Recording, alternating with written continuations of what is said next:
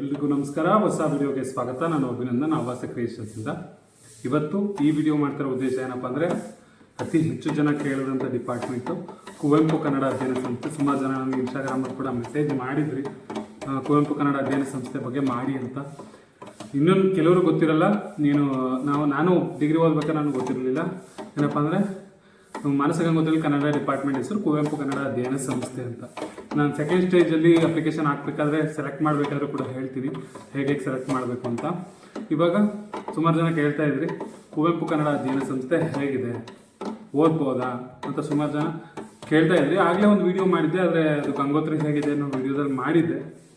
ಆದರೆ ನೀವು ಇಲ್ಲ ನನಗೆ ಸಪ್ರೇಟಾಗಿ ಬೇಕು ಅಂತ ಕೇಳೋದಕ್ಕೋಸ್ಕರ ಇವತ್ತು ಕುವೆಂಪು ಕನ್ನಡ ಅಧ್ಯಯನ ಸಂಸ್ಥೆ, Kuvempu institution of Kannada studies ಆ ಡಿಪಾರ್ಟ್ಮೆಂಟ್ ಬಗ್ಗೆ ಹೇಳ್ತಾ ಇದ್ದೀನಿ.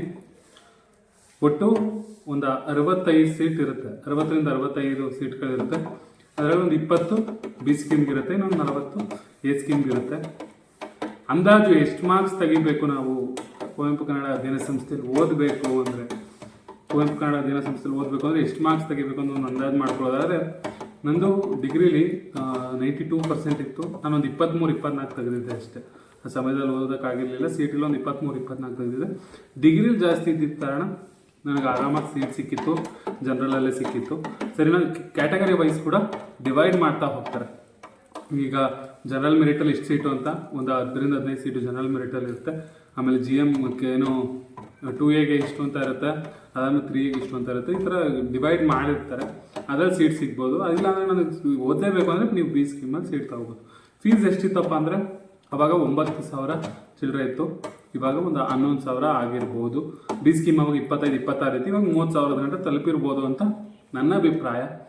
ಅದಾದಮೇಲೆ ಓದ್ಬೋದಾ, ಪಾಠ ಮಾಡೋದು ಚೆನ್ನಾಗಿದೆಯಾ, ಕ್ಯಾಂಪಸ್ ಚೆನ್ನಾಗಿದೆಯಾ ಅಂದರೆ, ಕ್ಯಾಂಪಸ್ ಬಗ್ಗೆ ಮಾತಾಡೋಂಗಿಲ್ಲ ಆಯಿತಾ. ಮಿನಿ ಯೂನಿವರ್ಸಿಟಿ ಅಂತಲೇ ಕರೀತಾರೆ ಕುವೆಂಪು ಕನ್ನಡ ಅಧ್ಯಯನ ಸಂಸ್ಥೆನ. ತುಂಬ ಚೆನ್ನಾಗಿದೆ, ಜೊತೆಗೆ ಟೀಚಿಂಗ್ ಕೂಡ ಚೆನ್ನಾಗಿದೆ. ಸರಿನಾ? ಹಂಗಂತ ನಾವು ಏನು ಪೂರ್ತಿ ಪಾಠಗಳನ್ನೇ ನೆಚ್ಕೊಂಡು ಬರೋಕ್ಕಾಗಲ್ಲ. ಯಾಕಂದರೆ ನೀವೇನನ್ನ ಲೈಫ್ನ ಕಟ್ಕೋತೀರ ಅದ್ರ ಮೇಲೆ ಕೂಡ ಒಂದು ಸ್ವಲ್ಪ ಕಾನ್ಸಂಟ್ರೇಷನ್ ಮಾಡಬೇಕಾಗತ್ತೆ. ಸರಿನಾ?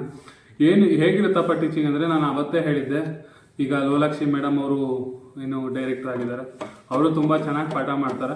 ಅದಾದಮೇಲೆ ಹಿಂದೆ ಡೈರೆಕ್ಟರ್ ಆಗಿದ್ದವರು ವಿಜಯ್ ಕುಮಾರಿ ಕರಿಕಲ್ ಮೇಡಮ್, ಅವರೆಲ್ಲ ತುಂಬ ದೊಡ್ಡ ಹೆಸರು ಮಾಡಿರೋರು ಆಯಿತಾ. ಕನ್ನಡ ಸ್ಟಡಿ ಮಾಡೋದಾಗಿರ್ಬೋದು, ಸಂಶೋಧನೆಗಳಲ್ಲಾಗಿರ್ಬೋದು, ವಚನಗಳ ಸಾಹಿತ್ಯದಲ್ಲಿ ತುಂಬ ಸಾಧನೆ ಮಾಡಿರೋರು ಅವರೆಲ್ಲ.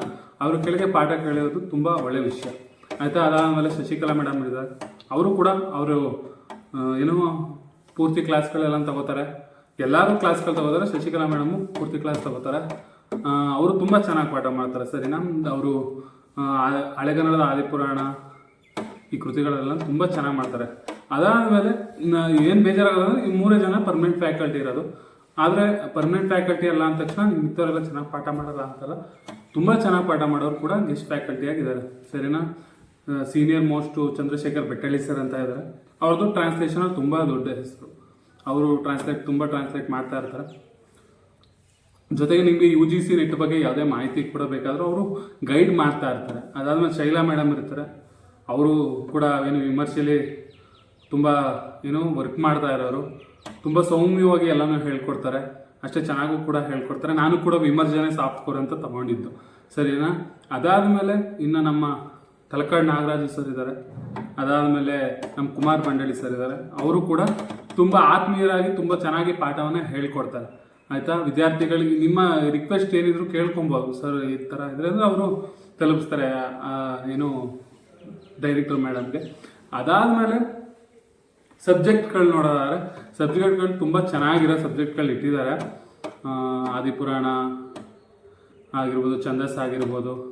ಛಂದಸ್ಸಲ್ಲಿ ಪ್ರಸನ್ನ ಕುಮಾರ್ ಸರ್ ಅಂತ ಇದ್ದಾರೆ, ಅವರನ್ನು ಮತ್ತೆ ನಾನು ಅವ್ರ ಪದ್ಯ ಹೇಳೋದು ನೋಡಬೇಕು. ಎಷ್ಟು ಪದ್ಯಗಳನ್ನ ಗಟ್ಟಿ ಹೊಡೆದಿದ್ದಾರೆ ಅಂದರೆ, ಎಷ್ಟು ಪದ್ಯಗಳನ್ನ ಓದಿದ್ದಾರೆ ಅಂದರೆ, ಛಂದಸ್ಸಲ್ಲಿ ತುಂಬ ಅರ್ಥ ಮಾಡ್ಕೊಂಡಿದ್ದಾರೆ. ಅವರು ಕೂಡ ಚೆನ್ನಾಗಿ ಪಾಠ ಮಾಡ್ತಾರೆ. ಅದಾದಮೇಲೆ ಏನಪ್ಪ ಅಂದರೆ, ಸಬ್ಜೆಕ್ಟು ಕೂಡ ಚೆನ್ನಾಗಿದೆ. ನೀವೇನಾದರೂ ಸಾಫ್ಟ್ ಕೋರ್ ಅಂತ ಒಂದು ಪೇಪರ್ ತಗೋಬೇಕಾಗುತ್ತೆ. ಪ್ರತಿ ವರ್ಷ 5 ಸಬ್ಜೆಕ್ಟ್ಗಳು ಇದ್ದೇ ಇರುತ್ತೆ. ಅದ್ರ ಜೊತೆ ನೀವು ಸಾಫ್ಟ್ ಕೋರ್ ಅಂತ ತಗೋಬೇಕಾಗತ್ತೆ. ಜನಪದ ಇರುತ್ತೆ, ಆಮೇಲೆ ಏನು ಲಿಂಗ್ವಿಸ್ಟಿಕ್ಸ್ ಇರುತ್ತೆ, ಅದಾದಮೇಲೆ ವಿಮರ್ಶೆ ಇರುತ್ತೆ, ತೌಲನಿಕ ಅಧ್ಯಯನ ಇರುತ್ತೆ, ಟ್ರಾನ್ಸ್ಲೇಷನ್ ಇರುತ್ತೆ. ಈ ಥರ ಒಂದು 5-6 ಸಬ್ಜೆಕ್ಟ್ಗಳಿರುತ್ತೆ. ಅದರಲ್ಲೂ ಕೂಡ ನೀವು ಇಷ್ಟಪಟ್ಟಿದ್ದೆಲ್ಲ ನಿಮ್ಗೆ ಸಿಗುತ್ತೆ ಅಂತೆಲ್ಲ ನಿಮ್ಮ ಮಾರ್ಕ್ಸ್ ಕೂಡ ಡಿಪೆಂಡ್ ಆಗುತ್ತೆ, ಸರಿನಾ? ಅದಕ್ಕೋಸ್ಕರ CET ಜಾಸ್ತಿ ಮಾರ್ಕ್ಸ್ ತೆಗೀರಿ ಅಂತ ಹೇಳ್ತಾ ಇರೋದು. ಅದಾದಮೇಲೆ ಇನ್ನು ಅವತ್ತು ಲೈಬ್ರರಿ ಬಗ್ಗೆ ಕೂಡ ಹೇಳಿದ್ದೆ. ಲೈಬ್ರರಿ ತುಂಬ ಚೆನ್ನಾಗಿದೆ. ನಾಗವೇಣಿ ಅಕ್ಕ ಇದ್ದಾರೆ, ಅವರು ಗ್ರಂಥಪಾಲಕರು.